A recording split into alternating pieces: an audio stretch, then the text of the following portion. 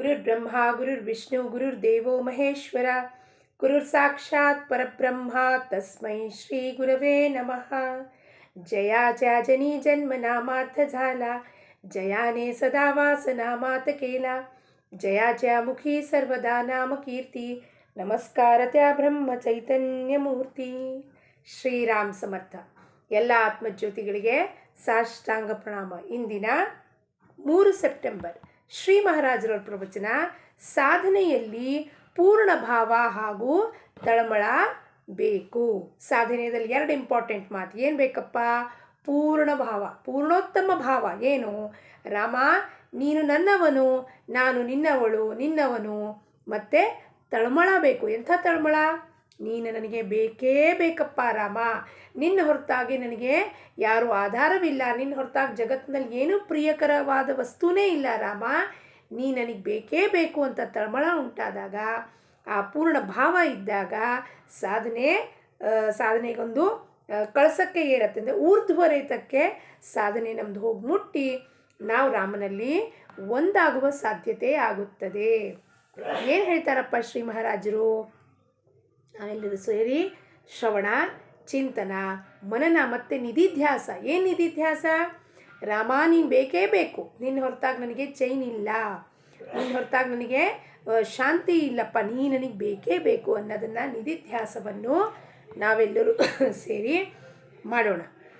ಪ್ರತಿಯೊಬ್ಬರಿಗೂ ತಮ್ಮ ಸ್ವಭಾವಕ್ಕನುಸಾರ ಒಂದಲ್ಲ ಒಂದು ರೀತಿಯಲ್ಲಿ ಭಗವಂತನನ್ನು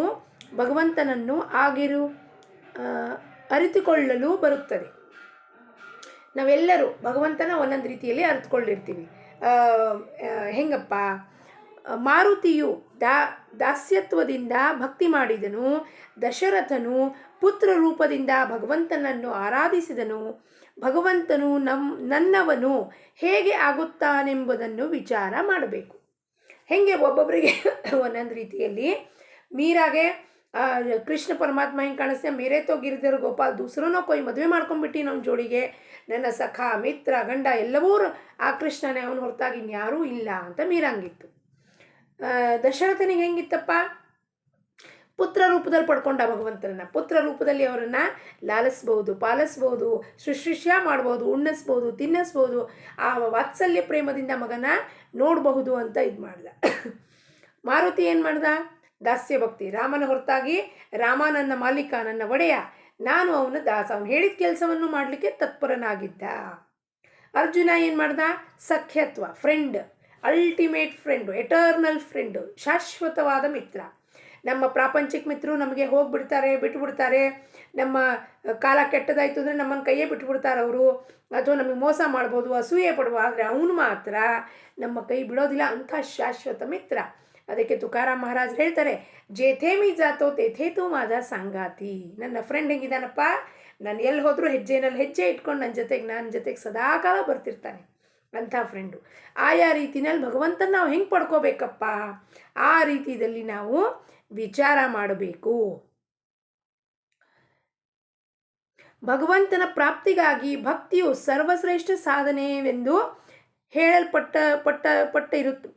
ಪಟ್ಟಿರುತ್ತದೆ. ಏನು ಹೇಳ್ತಾರಪ್ಪ? ಸರ್ವಶ್ರೇಷ್ಠ ಸಾಧನೆ ಏನು?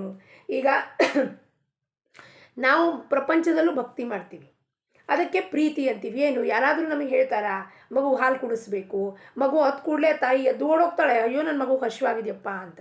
ಸ್ಕೂಲಿಂದ ಬಂದ ಕೂಡಲೇ ಆ ಮಗು, ಅಮ್ಮ ನನಗೆ ಹಸಿವಾಗಿದೆಯಮ್ಮ, ಸುಸ್ತಾಯಿತು ಅಂದ ಕೂಡಲೇ ಚಾಯ್ ಮಾಡ್ಕೊಡೋದಾಗಲಿ, ತಿಂಡಿ ಮಾಡ್ಕೊಡೋದಾಗಲಿ, ಬಾರಪ್ಪ ಕೂತ್ಕೊಳ್ಳಪ್ಪ, ಡ್ರೆಸ್ ಬಿಚ್ಚಿ ಅದನ್ನು ಲಾಲಿಸಿ ಎಲ್ಲ ಇದು ಮಾಡ್ತಾಳೆ, ಮುದ್ದು ಮಾಡ್ತಾಳೆ. ಎದಕ್ಕಪ್ಪ? ಅದು ಯಾರಾದರೂ ಹೇಳ್ಕೊಡ್ತಾರ ಮಗುನ ಹೆಂಗೆ ಪ್ರೀತಿ ಮಾಡಬೇಕು, ನಮ್ಮ ಮನೆಗೆ ನಮ್ಮ ಗಂಡನ ಹೆಂಗೆ ಪ್ರೀತಿ ಮಾಡಬೇಕು ಅಂತ ಹೇಳ್ಕೊಡ್ತಾರ? ಯಾರೂ ಹೇಳ್ಕೊಡೋದಿಲ್ಲ. ಸಹಜವಾಗಿ ಅದು ಗುಣಧರ್ಮ ಆಗಿರುತ್ತೆ. ಈ ದೇಹಕ್ಕೆ ಬಂದಮೇಲೆ ಇದು ಸಹಜವಾದ ಗುಣ. ಹಾಗೆಯೇ ಭಗವಂತನ ಪ್ರಾಪ್ತಿ ಹೆಂಗೆ ಮಾಡ್ಕೋಬೇಕಪ್ಪ? ಭಕ್ತಿ ಮುಖಾಂತರ. ಆ ಪ್ರೀತಿನ ನಾವು, ಪ್ರಪಂಚದ ಪ್ರೀತಿನ ಇಲ್ಲಿ ಭಗವಂತನ ಕಡೆ ಹಚ್ಚಿದ್ರೆ, ನಾವೊಂದು ಮಾಲೆ ಮಾಡ್ತೀವಿ, ಅವನು ಕುತ್ತಿಗೆನಲ್ಲಿ ಹಾಕಲಿಕ್ಕೆ ದೊಡ್ಡದ ಮೂರ್ತಿ ನೋಡ್ರಪ್ಪ, ಎಷ್ಟಾಗತ್ತಪ್ಪ ದೊಡ್ಡದು, ಅಷ್ಟು ದೊಡ್ಡ ಹಾರ ಮಾಡೋಣ. ಮತ್ತು ಅದರಲ್ಲಿ ಸೇರಿಸಿ ಬಿಳಿ ಹೂ ಇದ್ರೆ ಕೆಂಪು ಹೂ ಸೇರಿಸ್ತೀವಿ, ಮತ್ತು ಅದರಲ್ಲಿ ತುಳಸಿ ಹಾಕ್ತೀವಿ. ಯಾಕೆ? ಚೆಂದ ಕಾಣಿಸ್ಲಿ. ಯಾರಿಗೆ ಚೆಂದ ಕಾಣಿಸ್ಬೇಕು? ಆ ಭಗವಂತ ಅದನ್ನು ಹಾಕ್ಕೊಂಡ ಮೇಲೆ ಅವನು ಚೆಂದ ಕಾಣಿಸ್ಬೇಕು. ಮೀರಾಬಾಯಿ ಏನು ಮಾಡ್ತಿದ್ಲು, ತನಗೆ ಏನೇನು ಸಿಕ್ತೋ ಎಲ್ಲ ತೊಗೊಂಡು ಹೋಗಿ ಅವನಿಗೆ ಅರ್ಪಣೆ ಮಾಡ್ತಿದ್ದೆ. ಯಾರೋ ಬಂಗಾರ ತುಂಗುರ ಕೊಟ್ಟರೆ ಆಕಿಗೆ ಅದನ್ನು ಕೃಷ್ಣನ ಬೆರಳಿಗೆ ಹಾಕ್ಬಿಡ್ತಿದ್ದೆ. ಇದಕ್ಕೆ ಈ ಬಂಗಾರ ಬೆಳ್ಳಿ ತೊಗೊಂಡು ಏನು ಮಾಡಬೇಕಾಗಿದೆ, ನಿಜವಾದ ಬಂಗಾರ ನನ್ನ ಹತ್ರ ಆಗಲೇ ಕೊಟ್ಬಿಟ್ಟಿಯಾನ ಕೃಷ್ಣ, ನನ್ನವನಾಗ್ಬಿಟ್ಟಿಯಾನೆ ಅಂದಮೇಲೆ ಇದಕ್ಕಿಂತ ಹೆಚ್ಚು ಬೆಳೆ ಬಾಳುವಂಥ ಬಂಗಾರ ಯಾವುದಿದೆಯಪ್ಪ ಅಂತೆ ಆಯಾ ರೀತಿಯಲ್ಲಿ ಭಕ್ತಿ ಸರ್ವಶ್ರೇಷ್ಠ. ತುಕಾರಾಮ್ ಮಹಾರಾಜರು ಜನಾಬಾಯಿಗೆ ಯಾವ ಮಟ್ಟದ ಪ್ರೀತಿ ಇತ್ತು, ಎಂಥ ಮಟ್ಟದ ಪ್ರೀತಿ ವಿಠಲನ ಮೇಲೆ. ಅವಳು ಮಾಡ್ತಿರೋ ಬೆರಣಿ ಏನು ತಡ್ತಿಲ್ಲ, ಆ ಬೆರಣಿನೂ ವಿಠಲ ವಿಠಲ ಅಂತಿಲ್ಲ, ಅಂಥ ಮಟ್ಟದ ಪ್ರೀತಿ ಅದು. ಅದಕ್ಕೆ ನಾವಿಲ್ಲಿ ಏನಂತೀವಿ, ಭಕ್ತಿ. ಮನುಷ್ಯನು ವ್ಯಸನಗಳಲ್ಲಿ ಇಡುವ ಪ್ರೇಮವನ್ನು ಭಗವಂತನಲ್ಲಿ ಇಟ್ಟಿದ್ದಾದರೆ ಎಲ್ಲ ಕಾರ್ಯವೂ ಸುಲಭವಾಗುತ್ತದೆ. ಹಠಮಾರಿ ಅಥವಾ ವ್ಯಸನಿ ಜನರ ಒಂದು ಪ್ರಕಾರದಿಂದ ಉತ್ತಮರೇ. ಅವರ ಮನಸ್ಸು ಅವರಿಗೆ ಈ ವ್ಯಸನಕ್ಕಾಗಿ ನನ್ನ ಮಕ್ಕಳವರಿಗೆಲ್ಲ ಹಾನಿಯಾಗುತ್ತದೆ ಎಂದು ಹೇಳುತ್ತಿರುತ್ತದೆ. ಆದರೆ ಅವನು ತನ್ನ ವ್ಯಸನವನ್ನು ಹಠದಿಂದ ಬಿಡುವುದೇ ಇಲ್ಲ.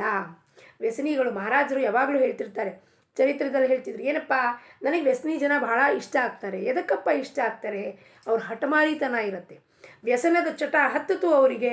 ಕುಡಿಬೇಕು ಸಾರಾಯ ಅಂದ ಕೂಡಲೇ ಅವ್ರು ಕಳ್ತನ ಮಾಡಿ ಸುಳ್ತನ ಮಾಡಿ ದುಡ್ಡು ತೊಗೊಂಡು ಹೋಗಿ ಆ ಸಮಯಕ್ಕೆ ಅವ್ರು ಹೋಗಲೇಬೇಕು, ಕುಡಿಲೇಬೇಕು ಅಂದರೆ ಅವಾಗ ಅವ್ರಿಗದು ಸಮಾಧಾನ ಶಾಂತಿ ಆಗತ್ತೆ. ಅಂಥ ವ್ಯಸನಿ ಜನ ಯಾಕೆ ಇಷ್ಟ ನನಗೆ, ಅವ್ರೇನಾದ್ರು ಛಲ ಮಾಡಿದ್ರೆ ಭಗವಂತನನ್ನು ಪಡ್ಕೋತೀನಿ, ನಾಮವನ್ನು ತಗೋತೀನಿ ಅಂದರೆ ಅವ್ರು ಖಂಡಿತವಾಗ್ಲೂ ಆ ಹಠದಿಂದ ಭಗವಂತನ ಪಡ್ಕೋತಾರೆ. ಹಿರಣ್ಯಕಶಿಪು ಹೆಂಗೆ ಪಡ್ಕೊಂಡಪ್ಪ ಹರಿನ, ರಾಕ್ಷಸರಿಗೆ ಮೋಕ್ಷ ಮೊದಲು ಸಿಗತ್ತೆ, ಮಾನವರಿಗೆ ದೇವರಿಗೆ ಮೋಕ್ಷ ಆಮೇಲೆ ಸಿಗತ್ತೆ, ಆದರೆ ಫಸ್ಟ್ ರಾಕ್ಷಸರಿಗೆ. ಯಾಕೆ, ಹಠದಿಂದ. ಆ ಕ್ರೋಧನ ಹೆಂಗೆ ಬಳಸ್ಕೋತಾರೆ ಅವರು, ಎಲ್ಲಿದ್ದಾನೆ ಹರಿ ಅಂತ ಪ್ರಹ್ಲಾದನಿಗೆ ಕೇಳಿ ದಿವಸ ರಾತ್ರಿ ಹರಿ ಕನಸಿನಲ್ಲಿ ಕೂತಾಗ ನಿಂತಾಗ ಇಲ್ಲಿ ಕಾಣಿಸ್ತಾನೋ ಅಲ್ಲಿ ಕಾಣಿಸ್ತಾನೋ ಎಲ್ಲಿ ಬರ್ತಾನೋ ನನ್ನ ಜೊತೆ ಫೈಟಿಂಗ್ ಮಾಡೋಕ್ಕೆ ಅನ್ನೋದು. ಆ ಕ್ರೋಧ ಎಷ್ಟು ಆವೇಶ ತುಂಬಿಟ್ಟಿತ್ತು ಅಂದರೆ ಅವನು ಕೂತಲ್ಲಿ ನಿಂತಲ್ಲಿ 24 ಗಂಟೆಗಳ ಕಾಲ ಹರಿಬಿಟ್ರೆ ಇನ್ನೊಂದು ವಿಷಯ ಇರಲಿಲ್ಲ ಅವನಿಗೆ. ಅಂಥ ಒಂದು ವ್ಯಸನ, ಅಂಥ ಒಂದು ಛಲ ಅದು ಇದ್ದವರಿಗೆ ಭಗವಂತ ಬೇಗ ಸಾಧಿಸುತ್ತಾನೆ. ಕಂಸನಿಗೆ ಕೃಷ್ಣ ನಿನ್ನ 8ನೇ ಅಂದರೆ ನಿನ್ನ ಇವನಾಗ್ತಾನೆ ಅಂತಕ ಅಂತ ಹೇಳಿದ್ರೆ ಕಂಸನಿಗೆ ಹೆದರಿಕೆ ಹತ್ಕೊಂಡ್ಬಿಡುತ್ತೆ. ಅದಕ್ಕೆ ಅವನು ಎಲ್ಲಿದ್ದಾನೆ ಅಂದ್ಬಿಟ್ಟು ಅವನು ಬೆಳಗ್ಗೆ ರಾತ್ರಿ ಸಂಜೆ ಕೃಷ್ಣ ಕಹಾಯ್ ಕೃಷ್ಣ ಅಂತ ಹೆದರ್ಕೊಂಡಲ್ಲಾರು ಆಗಲಿ, ಭಯದಲ್ಲಾರು ಆಗಲಿ, ಕ್ರೋಧದಲ್ಲಾಗಲಿ, ಅಸೂಯೆದಲ್ಲಾಗಲಿ, ಯಾವ ರೀತಿಯಲ್ಲಾದರೂ ಆಗಲಿ ಅಂಥ ವ್ಯಸನಿ ಜನ ಭಗವಂತನ ಪಡ್ಕೊಳ್ಳಿಕ್ಕೆ ಸಾಧ್ಯತೆ ಇರುತ್ತದೆ ಅಂತಾರೆ. ಉತ್ತಮರವರು ಅಂತ ಹೇಳ್ತಾರೆ ಮಹಾರಾಜರು. ಒಮ್ಮೆ ಮಹಾರಾಜರಿಗೆ ಒಬ್ಬರಿಗೆ ನಾಮಸ್ಮರಣೆ ಮಾಡಪ್ಪ ಅಂತ ಹೇಳ್ತಾರೆ. ಅವನಿಗೆ ಅಫೂ ತಿನ್ನೋದು ಭಾಳ ಚಟ ಇರುತ್ತೆ. ಒಂದು ನಾಕಾಣಿದೋ ಆಣೆದೋ ಇದು ಮಾಡ್ತಿರ್ತಾರೆ. ಮಹಾರಾಜರು ಏನಂತಾರೆ, ನೀ ರಾಮನಾಮ ತಗೋ, ನಾನು ನಿನಗೆ ಅಫೂ ತಂದು ಕೊಡ್ತೀನಿ. ಆಯಿತು ಮಹಾರಾಜ್, ನೀವು ತಂದು ಕೊಟ್ಟರೆ ನಾನು ನಾಮ ತೊಗೋತೀನಿ. ಎಂಥ ಒಂದು ನೋಡ್ರಿ ಅವ್ರು ಹೇಳ್ತಾರೆ, ನೋಡ್ರಿ ನಿಷ್ಠಾ ಅಂದರೆ ಹಿಂಗಿರಬೇಕು. ನಾನು ಅಫೂ ತಂದು ಕೊಟ್ಟರೆ ಅವ ನಾಮ ತಗೋತಾನೆ ಅಂದರೆ ಮಹಾರಾಜರು ನೋಡ್ರಿ ಎಷ್ಟು ಅವರಿಗೆ ಕರುಣೆ ಭಾವ. ಅಂದರೆ ನಮ್ಮ ಉದ್ಧಾರ ಆಗಬೇಕು ಅಂದರೆ ಅವರು ನಮ್ಮ ಲೆವೆಲಿಗೆ ಬಂದು ನಮ್ಮಂಥಲೇ ನಮ್ಗೆ ಎಷ್ಟು ಆ ವಿಕಾರಗಳು ಉಳ್ಳವರು ಇರ್ತೀವಿ ನಾವು, ಆದರೆ ನಮ್ಮ ದೋಷವನ್ನು ಅವ್ರ ಹೊಟ್ಟೆಗೆ ಹಾಕ್ಕೊಂಡು ಆ ಒಂದು ಪ್ರೀತಿಯಿಂದ ಏನು ಮಾಡ್ತಿರ್ತಾರೆ, ನಿತ್ಯವಾಗ್ಲೂ ಮಹಾರಾಜರು ಪ್ರವಚನ ಮಾಡಲಿಕ್ಕಿಂತ ಮುಂಚೆ, ನಿರೂಪಣಕ್ಕಿಂತ ಮುಂಚೆ ಹೋಗಿ ಅವ್ರಿಗೆ ಅಫೂ ತಂದು ಕೊಡ್ತಿರ್ತಾರೆ, ಅವನು ನಾಮ ಮಾಡ್ತಿರ್ತಾರೆ. ಒಂದು ದಿವಸ ಮಹಾರಾಜರು ಪ್ರವಚನಕ್ಕೆ ನಿಂತ್ಕೊಂಡಿರ್ತಾರೆ, ನೋಡ್ತಾರೆ ಆ ಮನುಷ್ಯ ಅಲ್ಲಿ ಕೂತಿಲ್ಲ ಅಂತ ಪ್ರವಚನದಲ್ಲಿ. ಮಹಾರಾಜರಿಗೆ ಅವಾಗ ತಕ್ಷಣಕ್ಕೆ ಜ್ಞಾಪಕ ಬರುತ್ತೆ, ಅಯ್ಯೋ ನಾನು ಇವನಿಗೆ ಅಫೂ ತಂದು ಕೊಟ್ಟಿಲ್ವಲ್ಲಪ್ಪ ಅಂತಂದ್ಬಿಟ್ಟು ನಿಲ್ಲಿಸಿ ಮಹಾರಾಜರು ಎದ್ದು ಹೋಗಿ ಅವ್ರಿಗೆ ಅಫೂ ತರ್ಲಿಕ್ಕೆ ಹೋಗ್ತಾರೆ.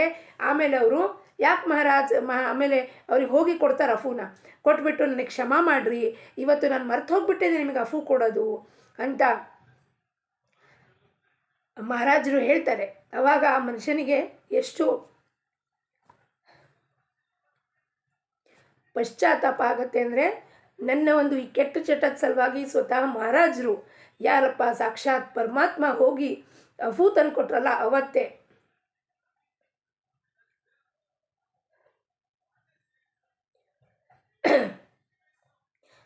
ಅವ್ರ ಮಹಾರಾಜರ ಪಾದದ ಮೇಲೆ ಅವ್ರು ಹಣೆ ಹಚ್ಚಿ, ಇನ್ಮೇಲಿಂದ ಈ ವ್ಯಸನ ನಾನು ಯಾವತ್ತೂ ಅಫೂ ಮುಟ್ಟೋದಿಲ್ಲ,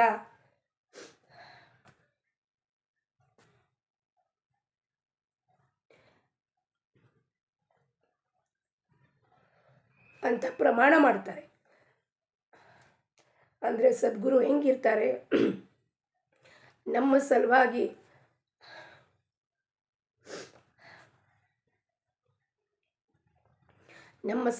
ಎಲ್ಲವನ್ನೂ ಸಹಿಸ್ಕೊಳ್ಳೋಕ್ಕೆ ಅವ್ರು ರೆಡಿ ಇರ್ತಾರೆ.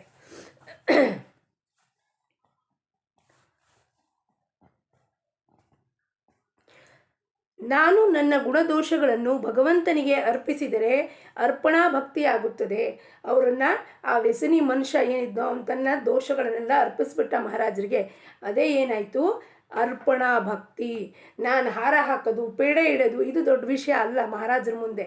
ನನ್ನ ಗುಣ ದೋಷಗಳನ್ನು, ಗುಣನೂ ಕೂಡ ನನ್ನ ಒಳ್ಳೆಯ ಗುಣಗಳು, ನನ್ನ ದೋಷಗಳು ಎರಡನ್ನೂ ಅವ್ರಿಗೆ ಅರ್ಪಿಸ್ಬಿಟ್ಟಿದ್ದೀನಿ ಅಂದಮೇಲೆ ಅದೇ ನಿಜವಾದ ಅರ್ಪಣಾ ಭಕ್ತಿ ಆಗುತ್ತದೆ.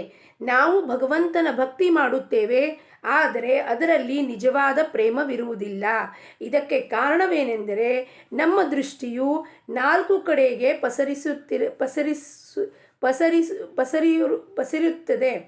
ಪಸರಿಸಿರುತ್ತದೆ. ಮೊದಲು ಅದನ್ನು ಏಕಾಗ್ರಗೊಳಿಸಬೇಕು. ಸ್ವಲ್ಪ ಮಾಡಬೇಕು, ಆದರೆ ಏಕಾಗ್ರತೆಯಿಂದ ಮಾಡಬೇಕು. ಮಹಾರಾಜರು ಹೇಳ್ತಾರೆ, ನಾವು ಭಕ್ತಿ ಮಾಡ್ತೀವಿ, ಅದರಲ್ಲಿ ನಿಜವಾದ ಭಕ್ತಿ ಇಲ್ಲ, ಅದು ದಾಂಭಿಕ ಭಕ್ತಿ ಅಂತಾರೆ.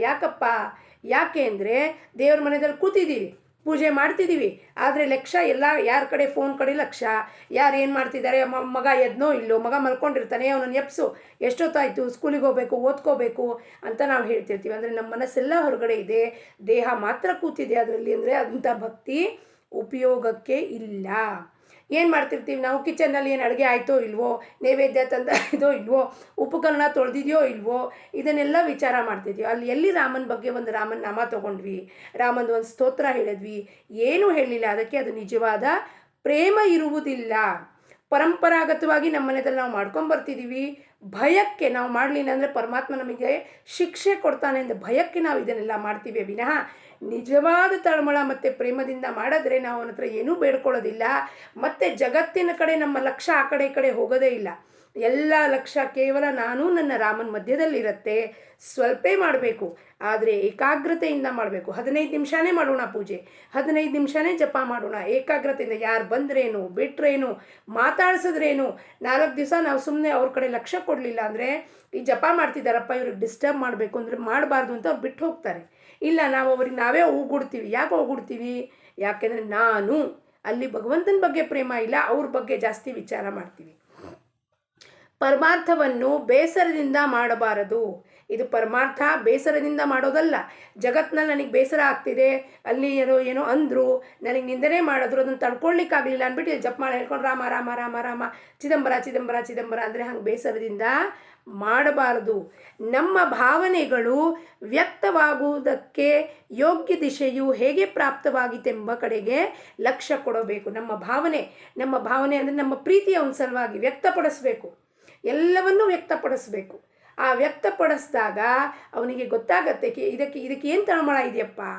ಆ ಭಾವನೆಯನ್ನು ವ್ಯಕ್ತಪಡಿಸಿದಾಗ ಅವನೇನು ಮಾಡ್ತಾನೆ, ಹೇಗೆ ಪ್ರಾಪ್ತಿಯಾಗತ್ತೆ, ಯೋಗ್ಯ ದಿಶಾ ಪ್ರಾಪ್ತಿಯಾಗತ್ತೆ. ನಾವು ವ್ಯಕ್ತನೇ ಪಡಿಸ್ಲಿಲ್ಲ ಅಂದರೆ ಏನೇ ಗೊತ್ತಾಗತ್ತೆ ಎಲ್ಲಿ ಹೋಗಬೇಕಾಗಿದೆ ಅಂತ. ಗುರುಗಳ ಹತ್ರ ಹೋಗಿ ನನಗೇನು ತಳಮಳ ಇದೆಯೋ ಅದನ್ನು ವ್ಯಕ್ತಪಡಿಸಿದ್ರೆ ಅವನ ಆ ದಿಶೆದಲ್ಲಿ ನನಗೆ ಕರ್ಕೊಂಡು ಹೋಗ್ತಾನೆ, ಇಲ್ಲಾಂದರೆ ಕರ್ಕೊಂಡು ಹೋಗಲಿಕ್ಕೆ ಸಾಧ್ಯ ಇಲ್ಲ. ಭಗವಂತನು ಪಂಢರಾಪುರದಲ್ಲಿ ಇರುವನೆಂದು ಸಾಧು ಸಂತರು ಹೇಳುತ್ತಾ ಬಂದಿರುತ್ತಾರೆ. ಆದರೆ ನಮಗೆ ಅವನು ಕಲ್ಲಾಗಿಯೇ ಕಾಣುತ್ತಾನೆ. ಇದು ಯಾರ ದೋಷ? ಹೋಗ್ತೀವಿ ಪಂಢರಾಪುರಕ್ಕೆ, ಯಾರ ದೋಷ ಅಂದರೆ ಕಲ್ಲಾಗಿ ಕಾಣಿಸ್ತಾನೆ ಅಂದರೆ ಅಲ್ಲಿ ಹೋದ ಕೂಡಲೇ ಬಡ ನಮಸ್ಕಾರ ಮಾಡೋದು, ಪಾದ ಮುಟ್ಟೋದು, ಆಯಿತು ಪಾಂಡುರಂಗ ಅಂತ ಬಂದುಬಿಡೋದು. ಅಲ್ಲಿ ಹೋಗಿ ಊಟ ಮಾಡೋದು, ಖಾನಾವಳಿನಲ್ಲಿ ಬಿಸಿಲಿತ್ತು, ಅದಿತ್ತು ಇದಿತ್ತು ಎಲ್ಲ ಮಾಡ್ಕೊಂಡು ಬಂದುಬಿಡೋದು ವಾಪಸ್. ಪಾಂಡುರಂಗನ ಒಂದು ಕ್ಷಣಕ್ಕೂ ನೋಡಲಿಲ್ಲ ನಾನು. ಒಂದು ಕ್ಷಣಕ್ಕೂ ಮನಸ್ಸಿನಲ್ಲಿ ಒಂದೇ ಒಂದು ಕ್ಷಣ ಸಾಕು ಅವನು ನೋಡಲಿಕ್ಕೆ, ಭಾವದಿಂದ ಪ್ರೀತಿಯಿಂದ ಮಾಡೋದನ್ನ ನಾನು. ಅದಕ್ಕೆ ಸಂತ ಹೇಳಿದ್ರು, ಪಾಂಡುರಂಗಲ್ಲಿ ನಿಂತಿದ್ದಾನ್ರಿ, ಅವನನ್ನು ನೋಡ್ರಿ ಅಂತ ಹೇಳಿದ್ರು. ಏನು ನಿಜವಾದ ಪಾಂಡುರಂಗನ ನೋಡಿ ಅಂತ ಹೇಳಿದರು ಸಂತರು.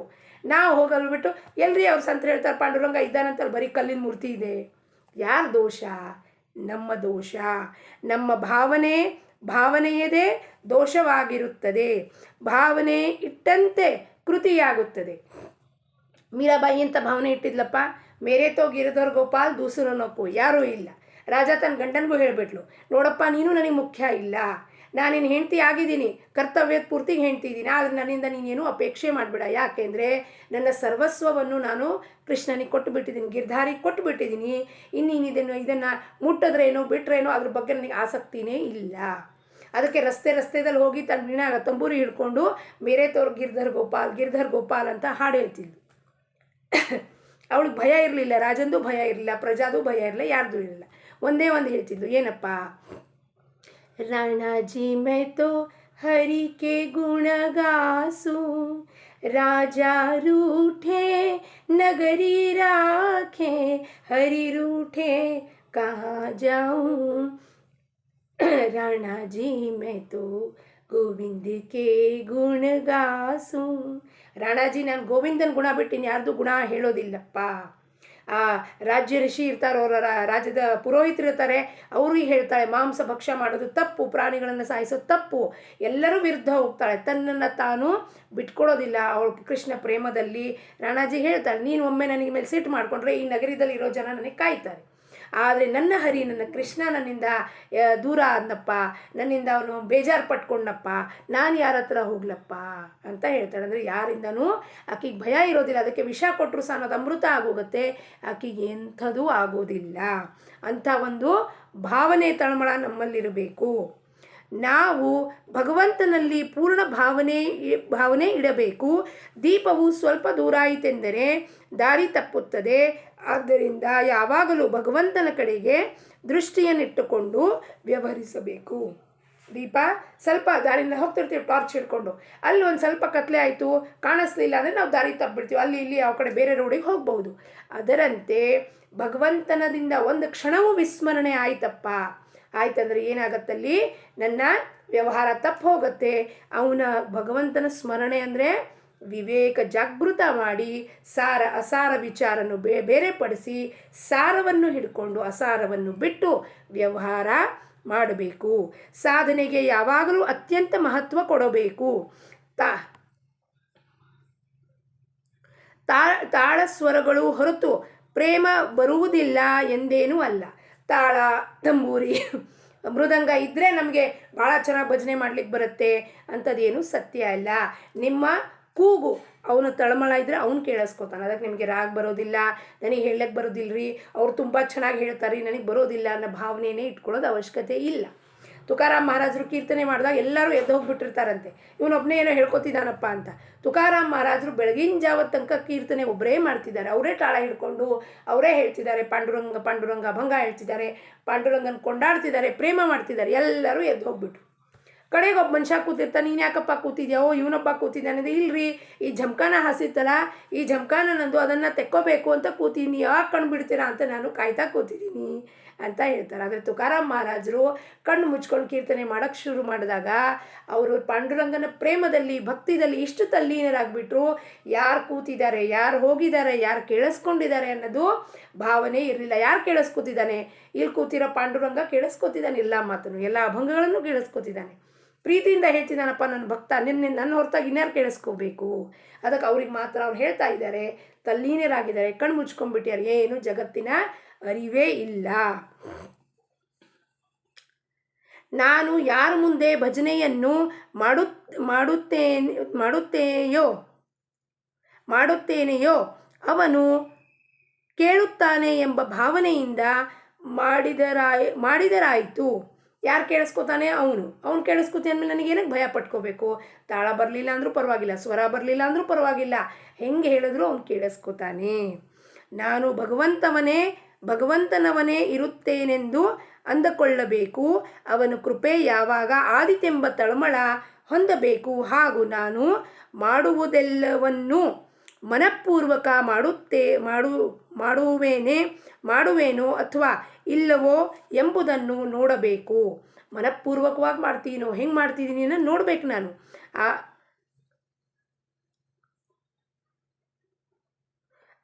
ಆದದ್ದರ ಬಗ್ಗೆ ದುಃಖ ಪಡಬಾರದು, ನಾಳೆಯ ಚಿಂತೆ ಮಾಡಬಾರದು, ಹಾಗೂ ಇಂದಿನ ಅನುಸಂಧಾನ ತಪ್ಪಿಸಿಕೊಳ್ಳಬಾರದು.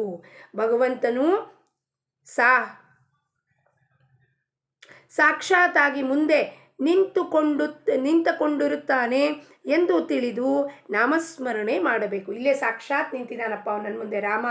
ಅದಕ್ಕೆ ರಾಮನ್ನ ಭಜನೆ ಮಾಡೋದಾಗಲಿ, ಕೀರ್ತನೆ ಮಾಡೋದಾಗಲಿ, ಕೊಂಡಾಡೋದಾಗಲಿ, ಭಾವಗೀತೆಗಳು ಹೇಳೋದಾಗಲಿ, ಕೃತಿಗಳನ್ನು ಪುರಂದರ ಕೃತಿಗಳನ್ನ ಹೇಳೋದಾಗಲಿ, ಅವನಿಲ್ಲಿ ಸಾಕ್ಷಾತ್ ನನ್ನ ಮುಂದೆ ನಿಂತ್ಕೊಂಡಿದ್ದಾನೆ. ಅವನಿಗೆ ನಾನು ಹೇಳ್ತೀನಿ, ಒಪ್ಪಿಸ್ತಾ ಇದ್ದೀನಿ ನನ್ನ ಭಾವನೆಯಿಂದ ಹೇಳಬೇಕು. ಪ್ರತಿಯೊಂದು ನಾಮದಲ್ಲಿಯೂ ಭಗವಂತನು ಕರ್ತಾ ಇರುತ್ತಾನೆ ಎಂದು ಅನ್ನಬೇಕು. ಅಂದರೆ ಅಭಿಮಾನವು ಅಡ್ಡ ಬರುವುದಿಲ್ಲ. ಲಾಭಹಾನಿಯ ಸುಖ ದುಃಖಗಳು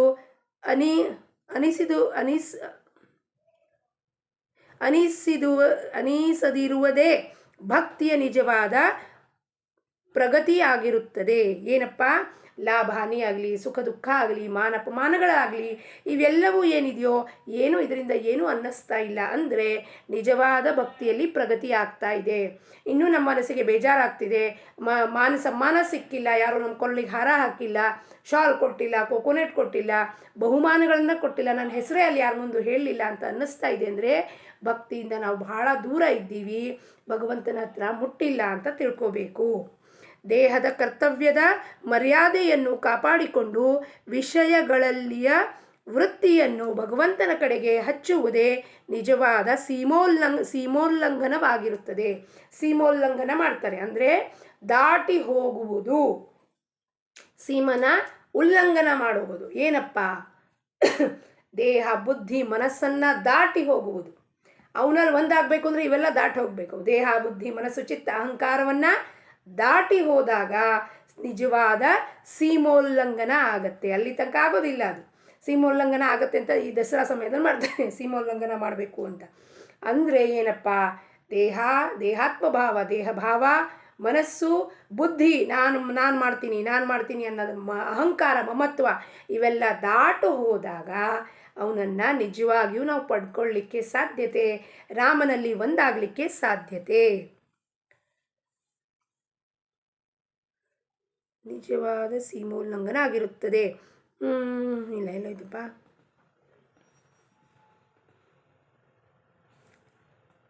ಪ್ರತಿಯೊಂದು ನಾಮದಲ್ಲಿ ಸುಖ ಮನೆ ಕಾಪಾಡಿಕೊಂಡು ಯಾರು ಅತ್ಯಂತ ಸ್ವಾರ್ಥಿ ಹಾಗೂ ಸಂಕುಚಿತವಾಗಿರುತ್ತಾನೋ ಅದರಂತೆ ಯಾರು ಜಗತ್ತೆಲ್ಲವೂ ನನ್ನ ಸುಖಕ್ಕಾಗಿಯೇ ಇರುತ್ತದೆ ಎಂಬ ಬುದ್ಧಿ ಉಳ್ಳವನಾಗಿರುತ್ತಾನೋ ಆ ಮನುಷ್ಯನು ಅಭಿಮಾನಿ ಎಂದು ತಿಳಿಯಬೇಕು.